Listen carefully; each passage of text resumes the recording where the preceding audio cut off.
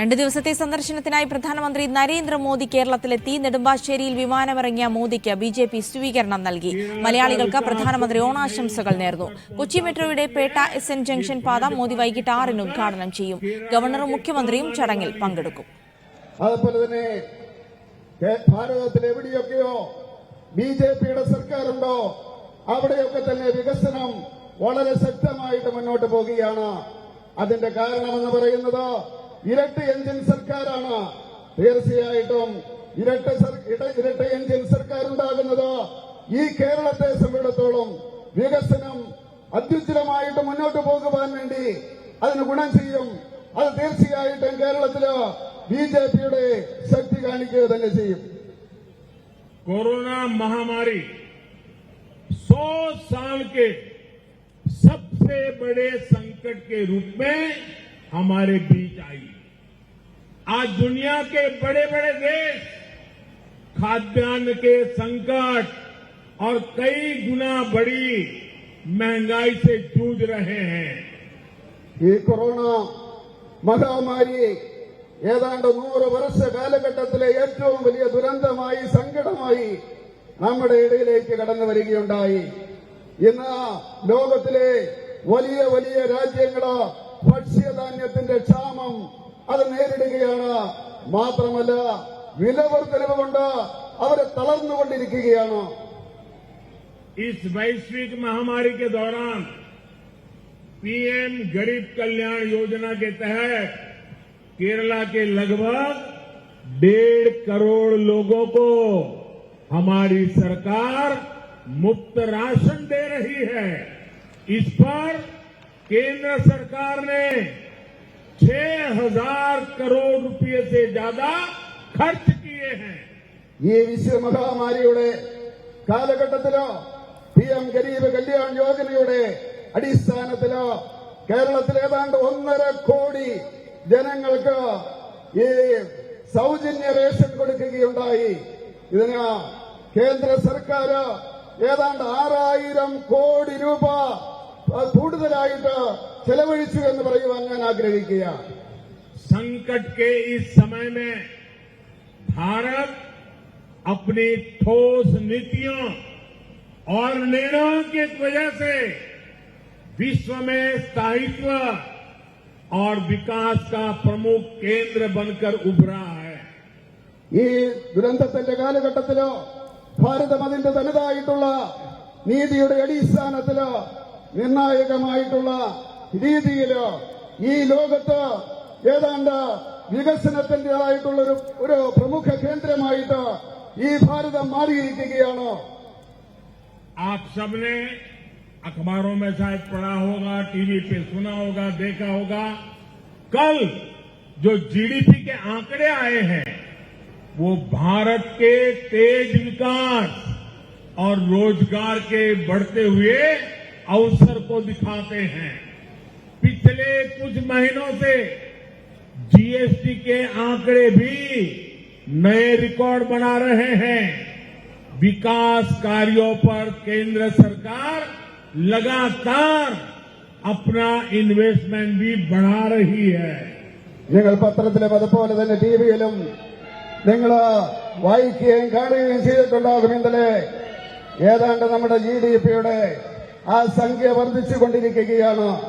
ഭാരതം ഏതാണ്ട് അതിവേഗത്തിൽ വികസനത്തിന്റെ മാർഗത്തിലൂടെ ചലിച്ചുകൊണ്ടിരിക്കുന്നു. തൊഴിലവസരങ്ങൾ വർദ്ധിച്ചുകൊണ്ടിരിക്കുന്നു. അങ്ങനെ അത് ആ ഒരു കാലഘട്ടത്തില് ഈ ദുരന്തത്തിന്റെ കാലഘട്ടത്തില് നമുക്ക് കാണുവാൻ സാധിക്കും. കഴിഞ്ഞ ഏതാനും മാസങ്ങളായി GSTയുടെ ആ വളർച്ച നമുക്ക് കാണുവാൻ സാധിക്കും. തീർച്ചയായിട്ടും വികസനത്തിന്റെ കാര്യത്തില് കേന്ദ്ര സർക്കാർ ഏതാണ്ട് എല്ലാ രംഗത്തും മുതൽ മുടക്ക് നടത്തിക്കൊണ്ട് മുന്നേറിക്കൊണ്ടിരിക്കുകയാണ്. मुझे खुशी है कि केरला के लोग अब बीजेपी को एक नई उम्मीद के रूप में देखने लगे हैं. ये केरला के लोग ये समझने लगे हैं कि भाजपा बदलाव लाने, देश और राज्य का विकास करने के लिए ईमानदारी से प्रयास करती है. എന്നെനിക്ക് പറയുവാൻ സാധിക്കും. കേരളത്തിലെ ജനങ്ങളോ ഭാരതീയ ജനതാ പാർട്ടിയെ ഒരു പുതിയ പ്രതീക്ഷയോടും അതിന്റേതായിട്ടുള്ള രീതിയിൽ കാണുകയാണ്.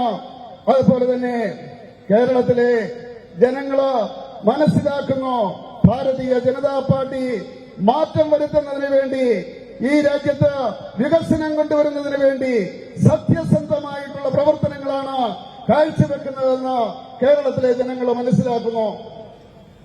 आज तेज विकास की राह में, युवाओं की आकांक्षाओं की राह में अगर सबसे बड़ा कोई रोड़ा है, बहुत बड़ा रोड़ा है, तो वो रोड़ा है भ्रष्टाचार। मैंने इस 15 अगस्त को लाल किले से भी कहा था कि भ्रष्टाचार के खिलाफ निर्णायक लड़ाई का समय आ गया है। ഇന്ന് വികസനത്തിന്റെ മാർഗത്തിലോ പ്രത്യേകിച്ച് യുവാക്കളുടെ പ്രതീക്ഷയുടെ മാർഗത്തിലോ ഏറ്റവും വലിയ തടസ്സമെന്ന് പറയുന്നത് അഴിമതിയാണ്. ഞാൻ ആഗസ്റ്റ് 15-ന് ആ ചുവപ്പ് കോട്ടയിൽ നിന്നുകൊണ്ട് പറയുകയുണ്ടായി, ഈ അഴിമതിക്കെതിരെ നിർണായകമായിട്ടുള്ള യുദ്ധം നടത്തേണ്ട സമയമായിരിക്കുന്നു എന്ന് ഞാൻ പറയുകയുണ്ടായി. लेकिन हम ये भी देख रहे हैं कि जैसे जैसे भ्रष्टाचारियों पर एक्शन हो रहा है, तो देश की राजनीति में नया पोलराइजेशन भी शुरू हो गया है। भ्रष्टाचार और भ्रष्टाचारियों को बचाने के लिए कुछ राजनीतिक दल खुलकर के सामने आ गए हैं, संगठित होने का प्रयास कर रहे हैं। देश और केरला के लोगों को ये भ्रष्टाचारियों को बचाने वालों से लगातार सतर्क रहना है। അതുപോലെ തന്നെ ഒരു കാര്യം മനസ്സിലാക്കാൻ നമുക്ക് സാധിക്കും, എപ്പോഴൊക്കെ ഈ അഴിമതിക്കാർക്ക് നേരെ നടപടിയെടുക്കുന്നുണ്ടോ അപ്പോഴൊക്കെ രാഷ്ട്രീയത്തിലെ പുതിയ ധ്രുവീകരണം ഉണ്ടാകുകയാണ്. ആ അഴിമതിക്കാരെ രക്ഷിക്കുന്നതിന് വേണ്ടി ചില രാഷ്ട്രീയ കക്ഷികള് തുറന്ന രംഗത്ത് ഇറങ്ങുകയാണ്.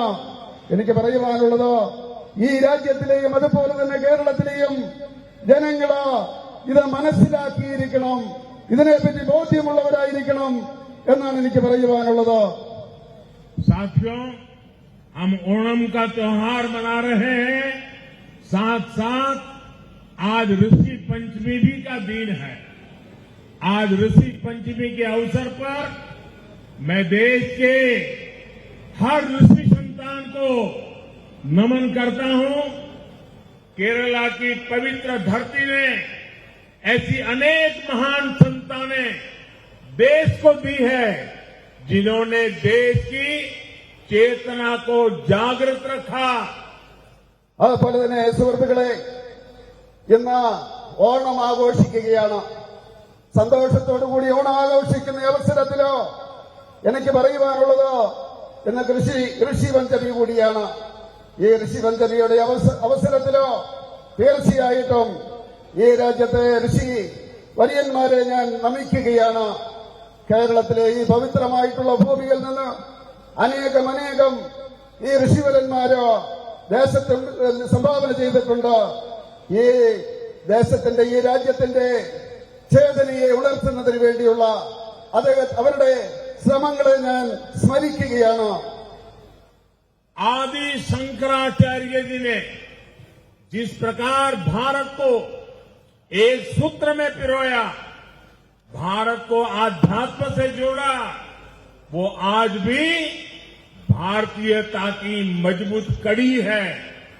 ये मेरा सौभाग्य है, इस कार्यक्रम के बाद कुछ देर बाद मुझे उनके जन्म क्षेत्र में भी जाने का और पवित्र धरती को प्रणाम करने का सौभाग्य मिलेगा।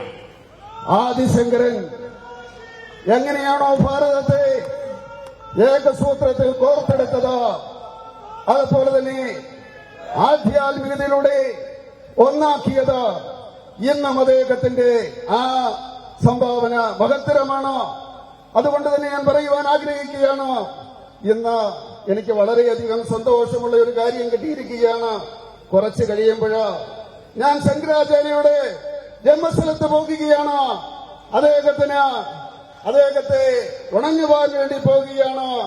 അതിനുവേണ്ടി എനിക്ക് തീർച്ചയായിട്ടും ആഹ്ലാദമുണ്ട്. आदि शंकराचार्य जी ने जो परंपरा स्थापित की, उसको केरला से निकली अनेक विभूतियों ने आगे बढ़ाया, उसका विस्तार किया।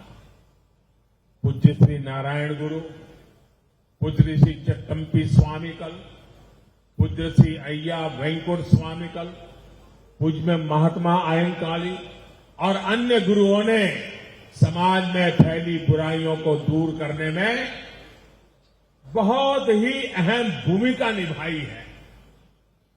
ആദി ശങ്കരാചാര്യയുടെ ആ പരമ്പരയെ അദ്ദേഹം സ്ഥാപിച്ചതിന് ശേഷം കേരളത്തിൽ നിന്ന് അനേക ഋഷിവര്യന്മാര് അതിനെ ശക്തിപ്പെടുത്തിക്കൊണ്ട് വളർത്തിക്കൊണ്ട് മുന്നോട്ട് പോകുകയുണ്ടായി.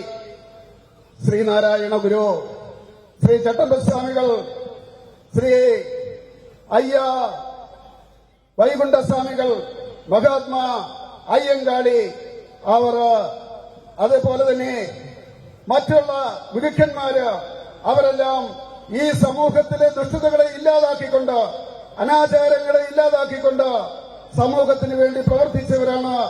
അവരുടെ ആ മഹത്തായിട്ടുള്ള സേവനം തീർച്ചയായിട്ടും സ്മരിക്കുകയാണ്. इन महान विभूतियों से प्रेरणा लेकर हम विकसित भारत के संकल्प को सिद्ध करेंगे। इसी कामना के साथ आप इतनी बड़ी तादाद में एयरपोर्ट पे आकर के स्वागत सम्मान कर रहे हैं। मैं आप सबका हृदय से आभार व्यक्त करता हूं और फिर एक बार ओणम की अनेक अनेक शुभकामनाएं देता हूं। അതുപോലെ തന്നെ ഈ മഹാന്മാരായിട്ടുള്ള വ്യക്തികളുടെ ആശയത്തിന്റെ അടിസ്ഥാനത്തിൽ ഭാരതത്തെ പുതിയ ഒരു വികസന സങ്കല്പത്തിലേക്ക് കൊണ്ടുപോയിക്കൊണ്ട് തീർച്ചയായിട്ടും നമുക്ക് ആ ലക്ഷ്യം നേടുവാൻ സാധിക്കുമെന്ന് ഞാൻ കരുതുകയാണ്. എത്രയും വലിയ രീതിയിൽ ഈ എയർപോർട്ടില് തടിച്ചുകൂടിയിരിക്കുന്ന നിങ്ങൾക്ക് ഞാൻ നന്ദി രേഖപ്പെടുത്തുകയാണ്. ഹൃദയത്തിന്റെ ഭാഷയില് നന്ദി രേഖപ്പെടുത്തുകയാണ്. ഒരിക്കൽ കൂടി ഓണത്തിന്റെ ആശംസകൾ നേർന്നുകൊണ്ട് നിർത്തുന്നു. भारत माता की, भारत माता की, भारत माता की। बहुत बहुत धन्यवाद। ഓണത്തിന്റെ അവസരത്തിൽ നമ്മുടെ അതിഥിയായിട്ട് വന്നിരിക്കുന്ന പ്രധാനമന്ത്രിക്ക് ഈ കേരളത്തിന്റെ പ്രസിഡന്റ് കെ സുരേന്ദ്രൻ അദ്ദേഹത്തിന് ഓണക്കോടി നൽകിക്കൊണ്ട് അദ്ദേഹത്തെ ആദരിക്കുകയാണ്. ഓണക്കോടി കൊടുക്കുന്നു. അദ്ദേഹത്തിന് ഓണക്കോടി നൽകിക്കൊണ്ട് അദ്ദേഹത്തെ ആദരിക്കുകയാണ്. ഓണക്കോടി കൊടുക്കുന്നു.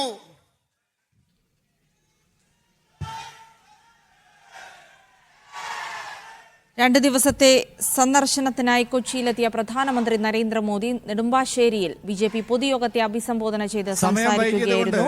1 ലക്ഷം കോടിയുടെ പദ്ധതികൾ കേരളത്തിൽ നടപ്പാക്കിയെന്നാണ് അദ്ദേഹം പറഞ്ഞിട്ടുള്ളത്. ദരിദ്രരുടെയും ദളിതരുടെയും ഉന്നമനമാണ് കേന്ദ്ര സർക്കാരിന്റെ ലക്ഷ്യം.